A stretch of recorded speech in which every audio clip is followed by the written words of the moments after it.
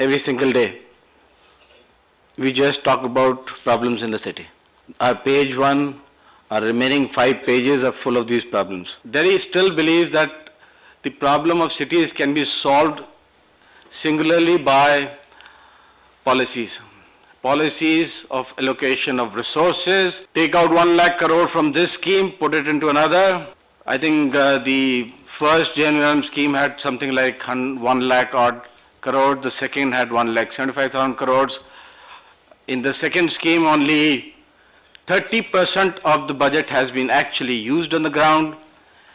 And the reason it's been only such a small percentage has been used, when this was practically given away as a grant to the state government and to the local body, is because the local body actually cannot execute these projects. They can't execute these projects because they don't have the power. They don't even have the power to decide that does my city need this project or it doesn't need it. Jodhpur is a small city compared to Jaipur or Delhi. It is building a metro. It's not a solution that the city wanted, but because it had access to funds, it decided to build a metro. Jaipur is also building a metro. For God knows what reason, it is not a city which needs a metro, but it's spending all its urban funds in building a metro. It's not building a housing for urban poor or for the homeless or even a Sulabh Shauchalaya which would serve the basic needs of the city. We don't actually treat cities as a constitutional body or even as a legal entity in some sense. There is an elected member in the city. He is elected by the citizens of the city. He is called the mayor. We passed laws 10, 12 years back that every city which will access funds will have to elect a mayor. So all cities started electing mayor. In the last 3 years, almost every state, barring a few in the northeast and some in UP, have elected their mayors. Unfortunately, these mayors, elected members, do not have any powers. They have zero financial power.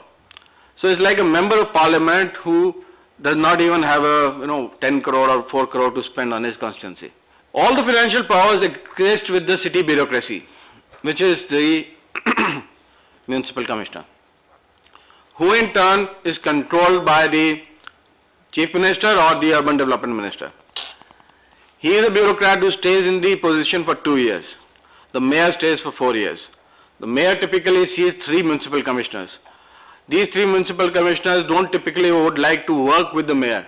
They would like to work against the mayor. One by one, you go to any city, you'll find conflicts at decision making itself. And this conflict can be removed if the state agrees. We still see cities as places where population is growing. We still see cities as only problems.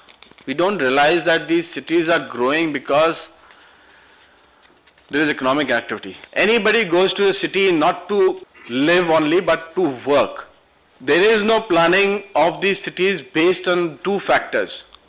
Where will people live and where will people work? Where will people live is decided by private developers. Where will people work is decided by corporates. And the distance between this, where will people live and where will people work, determines the commute. It determines the fact that where will you travel from every day. And this itself is a problem. In cities, the density of population is actually going down. And that is dangerous, because the density is going down, that means the city is spreading, the sprawl is increasing. City planners still worried about this poor and rich. It's not about the poor and rich. Everybody in the city who does not get the services is poor. He is poor because he has to pay for his own power. He is poor because he has to pay for potable water. He is poor because he does not get the right public transportation. So there is no difference between the man who earns 30,000 rupees or a man who earns 1 lakh rupees in a city, if they don't get the proper services. There is no difference between the person who earns 3,000 rupees and 30,000 rupees. The services has to be the same for all. And that's what inclusiveness is about. That from the top of the pyramid to the bottom of the pyramid, the citizens of the city will get the same quality of services. The same time the power will come, the same time it will go off for all of them. It will not be like NDMC area will get 24 hours power and the rest of Delhi will not. Or Ahmedabad, Navrangpura area will get power and Sarkis city will not. People keep talking about this fancy word called capacity building and lack of capacity, which I don't understand very well, because I feel that the people who are working at local areas in the city understand the problems of the city.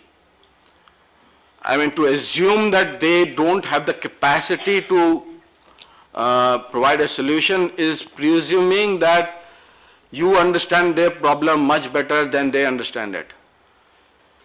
And there cannot be one size which will fit all cities. So, I mean, there will not be one big solution which you can give to 250 cities in this country and say that here, do this and all the cities will work.